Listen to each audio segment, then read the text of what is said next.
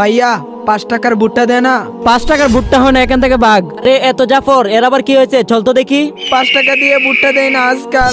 আরে জাফর, তোর এই অবস্থা কেন? আরে তুই তো অনেক ধনী ছিলি, তোর তো অনেক টাকা পয়সা গাড়ি ছিল, এখন কোথায় গেল? আরে বেটা সর, আজকাল 5 টাকা দিয়ে ভুট্টা দেয় না, আমাকে তাড়িয়ে দিয়েছে, ভুট্টা দিল না। কি তোর খিদা লাগছে? চল আমার সাথে। এটা হচ্ছে আমার বাবার দোকান, তোর যা লাগে সবকিছু খেয়ে নে। আরে বেটা, তোর হাতের মধ্যে ওইটা কি? আমার আব্বা। তোর আব্বা কই?